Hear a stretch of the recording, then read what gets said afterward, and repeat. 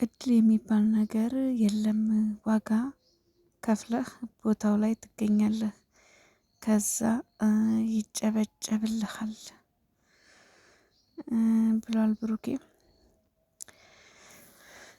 ሰላም ወገንታት እንዴት ናችሁ? ደህና ናችሁ ወይ? ያለውን እግዚአብሔር ይመስገን። በያላችሁበት ዓለም ዳርቻ ሰላማችሁ ብዝዝት ትረፍረፍረፍ ይበልኝ የኔ ውዶች፣ የኔ ምርጣ ምርጦች ደህና ናችሁ ወይ? ዛሬ እሁድ ነው።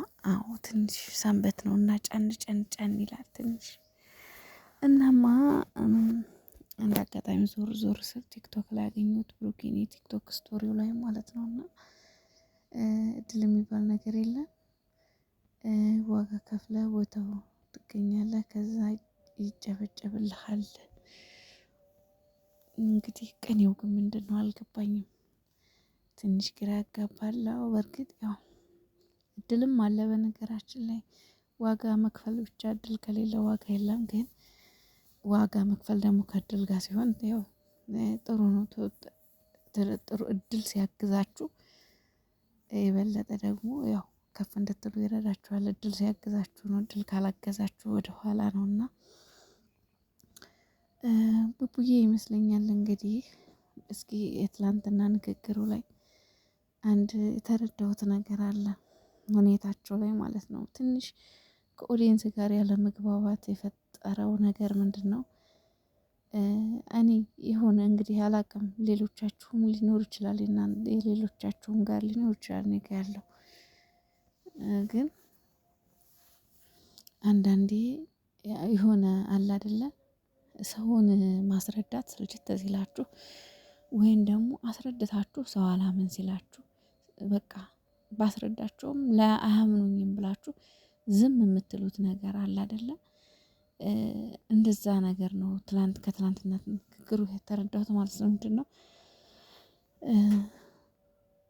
በቃ ማለት የዲኤንኤን ጉዳይ ነው እና በዛን ሰዓት እኔ አላደረኩም ብል ማን ያምነኛል አይነት ነገር ነው ብሩክ እየተሰማ ያለ ይመስለኛል። እናንተስ ምን ታስባለህ? እኔ እንደዛ ነው የተሰማኝ አሁን ላይ። እና አንድ ነገር መናገር እፈልጋለሁ ለብሩኬ ማለት ነው። እውነት ለመናገር እኔ አምናሃለሁ ለምሳሌ አላረኩም ብትል እና ደግሞ ልክ እንደኔ የሚያምኑ ሰዎች ይኖራሉ። ሀይሚም ታምናሃለች እርግጠኛ ሆኜ የምነግርህ ነገር ትላንትና እኮ አላምንህም ያለችበት ምክንያት አላት። እሷም እኮ በግሏ ትክክል ናት። ምክንያቱም ዲኤንኤኑ የብሩክ ነው ተብሎ ሲመጣ አሜን ብለህ ተቀበልክ። አንተ አሜን ብለህ ባትቀበል ግን አይ እኔ አላደረኩትም ዲኤንኤኑ ይደገምልኝ ብትል በዛን ሰዓት እርግጠኛ ነኝ ሀይሚም እንደዛ ነው የምትለው። እንደዛ ነው የምትለው። የእውነቴን ነው የምልህ። ግን እስቲል አምነህ ራሱ ምናልባት የማስረዳት ሰልችቶህ ሊሆን ይችላል። ግን ደግሞ አይ ይሄ ነገርማ የሆነ ስህተት አለ፣ የሆነ ችግር አለ፣ ዲኤንኤኑ መደገም አለበት ብትል ኧረ በስመ አብ አምነህ ራሱ እኛ አሉ ብዙ ልጆች ብሩክ ይሄንን አላደረገም፣ ይሄች ልጅ የብሩክ አይደለችም ብለው የሚከራከሩልህ ማለት ነው።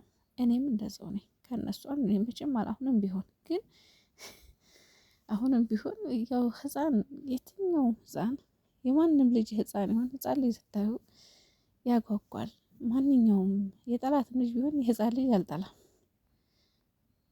ከማቀፍ ከመሳም ወደ ኋላ አልልም። ምክንያቱም ህፃን ማለት ንጹህ ነጭ ወረቀት ናቸው። ምንም አያውቁ ንጹሆች ናቸው። እና አሁን ሀይሚዬ የሚያጠራጥራት አንደኛ የምናርግህ አንተ በቃ ልጅን አቀፍክ ምናምን ነገር አለ አይደል እንጂ አንተ ኮስታር ብትል ቡቡዬ ማንም ያምናሃል። ማንም እኔ በበኩሌ ያምናሃል። አሁንም ስቲል አሁንም እቺ ልጅ አንተ አይደለችም። በቃ በአስሩ ጣት ይፈርማለሁ። የሚረዳኝ የለም ብላ ሽንፈት መቀበል የለብህም፣ መሸነፍ የለብህም። የሚረዳህ ሺህ ሰው አለ።